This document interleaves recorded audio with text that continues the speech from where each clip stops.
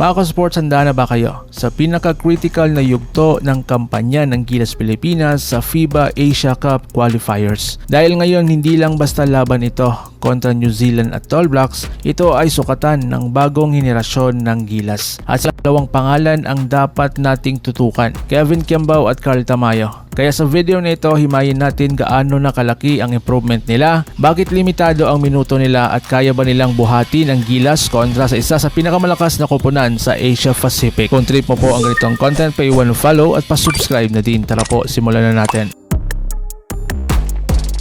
Mga ka-sports, mga bagong mukha ng Gilas. Sa ilalim ng sistema ni Coach Tim Cone, unti-unting inuhubog ang Gilas para maging mas structured, mas disciplined at mas efficient. Pero ang pinaka-exciting na development, ang maturity ni Kiambao at Tamayo. 2 taon pa lang sila sa international exposure pero makikita mo na agad ang malaking pagbabago sa kanilang laro. May confidence, decision making at physical readiness. Hindi na sila basta prospects, they are becoming reliable rotation players. So ngayon mga ka-sports, ang leap sa international level. Sa kanilang stint overseas, parehong nag-improve ang dalawa. Si Tamayo kilala sa kanyang versatility bilang stretch 4, may outside shooting, may mid-range, may low post game. Habang si Kiambao naman, isa sa pinaka-complete na forward sa bagong henerasyon. May playmaking, may rebounding, may basketball IQ. Ang pinaka-importante, hindi na sila intimidated sa physicality ng international game. At laban sa New Zealand, kailangan yan. So ngayon, bakit limitado ang minuto? Ito ang tanong ng marami. Bakit hindi sila mas ginagamit? Ayon kay Coach Tim Cone, lahat ng minuto sa FIBA game ay strategic. Hindi ito tulad ng liga na may 40 plus game. Sa international competition, bawat possession mahalaga. May hierarchy ang sistema, may veterans, may designated closers. At madalas kapag crunch times, inuuna ang mas experience. Pero malinaw din ang sinabi ng coach. Darating ang window na sila ang aasahan at mukhang paparating na iyon.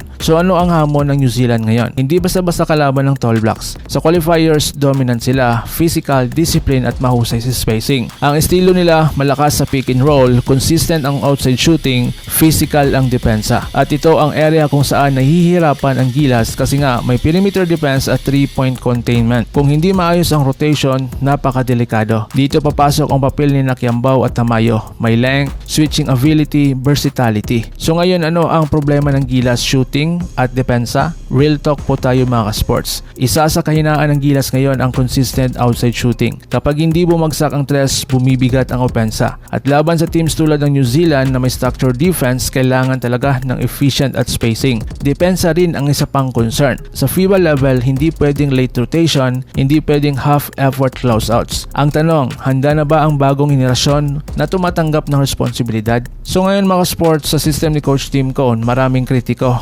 maraming nagdududa. Pero tandaan, si Coach Tim Cone ay isang championship tactician. Ang sistema niya ay half-court execution, discipline, high percentage shots, defensive accountability, hindi flashy. Pero kapag gumana ay lethal. Ang challenge lang, may patupad ito laban sa mas athletic at mas physical na kalaban. So ngayon, bakit importante ang larong ito? Hindi lang ito tungkol sa standings, ito ay confidence builder, chemistry test, leadership transition moment. Kung mag-step up sina Kiambao at Tamayo dito, malinaw ang mensahe. The future is ready. So ngayon mga sports, na dito tayo sa ating prediction time. Kung makokontrol ng Gilas ang tempo, kung mababawasan ang turnovers, kung magiging consistent ang shooting, may tsansa po tayo. Pero kung magiging sloppy at papasok sa physical battle na walang adjustment, tayo po ay mahihirapan. Ang susi, composure plus execution. So ngayon mga sports, ito na ang panahon ng transition. Hindi na lang tayo umaasa sa veterans, unti-unti nang hinahanda ang bagong liderato. At baka sa laban kontra New Zealand, masaksihan natin ang tunay na pag-angat ni Kevin Kiambao at Carl Tamayo. Sa tingin nyo ba, handa na ba sila? Comment your thoughts below at babasahin ko yan. At kung solid supporter ka ng Gilas, like, subscribe at pindutin ang notification bell para updated ka sa lahat ng balita. Laban Pilipinas puso, so paano? Ingat po kayo.